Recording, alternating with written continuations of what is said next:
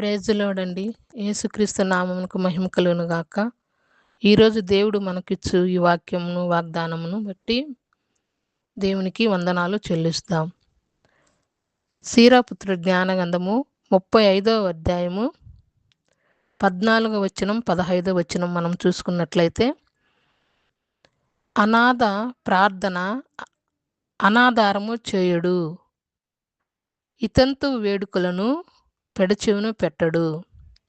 ఇతంతు నేత్రముల ఎంటకారు కన్నీరామెను పీడించిన వారి మీద నేరము తెచ్చి దేవునికి మొరపెట్టును.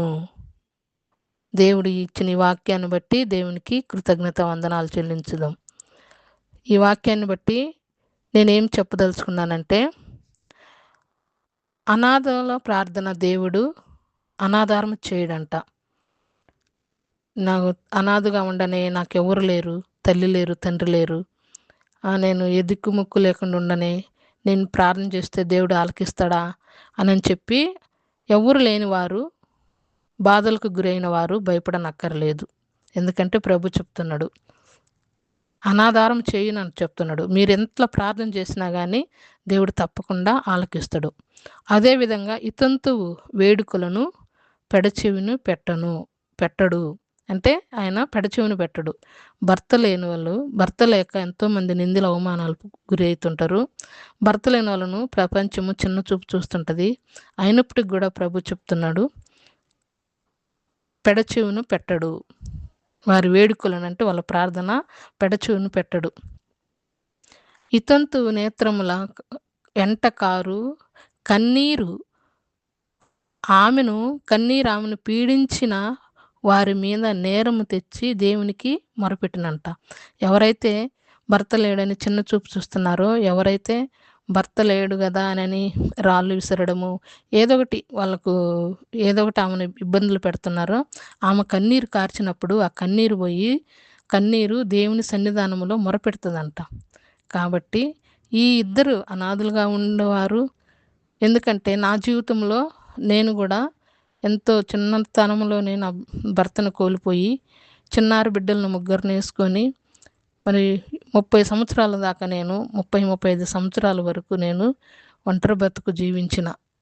కానీ దేవుడు నాకు తోడుండి, నాకు భర్త అయిన దేవుడు నాకు తోడుగా ఉండి నా బిడ్డలను నన్ను కాపాడి రక్షించిన దేవుడు మిమ్మల్ని కూడా కాపాడి రక్షిస్తాడు. కాబట్టి మీరు ఎవరు కూడా దిగులు బాధపడను అవసరం లేదు. ఎందుకంటే ప్రభు మనతో ఉన్నాడు. అందువల్లనే ఒక చిన్న పాట పాడుకుందాము. చిన్న వచనం.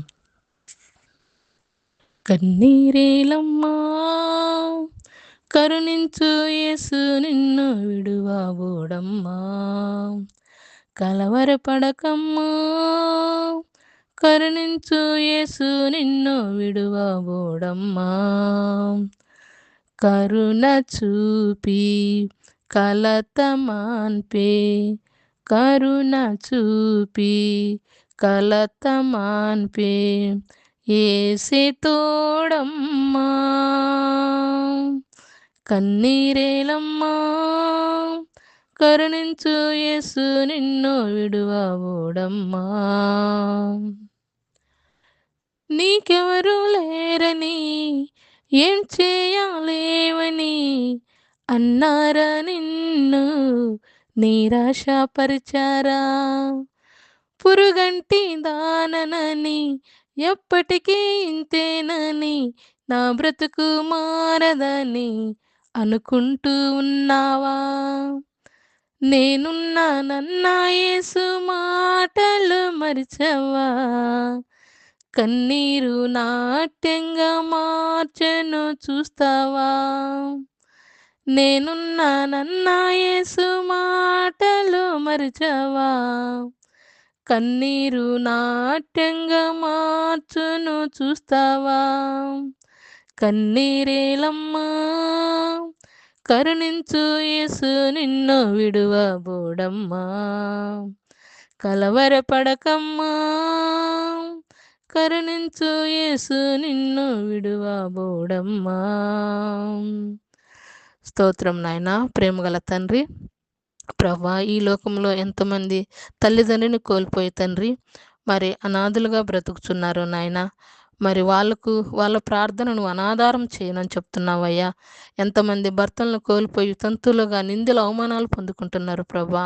వారికి తోడుగా ఉండి వాళ్ళ కన్నీటిని మీరు ఆలకించి దేవా, ఆ కన్నీరు నీ చెంతకొచ్చి మొరపెట్టినప్పుడు వాళ్ళకు ప్రతీకారం చేసే దేవుడు అయి ఉన్నావు నాయన. కాబట్టి ప్రభా, ఈ బిడ్డలను ఇద్దరిని, ఈ రెండు కోవలకు చెందిన బిడ్డలను దీవించి ఆశ్రయించమని, గతంలో నాకు తోడుగున్నట్లుగానే నా బిడ్డలకు కూడా తోడుగా ఉండి దీవించమని మా ప్రభు అయిన యేసుక్రీస్తు నామములో స్తుతించి అడిగి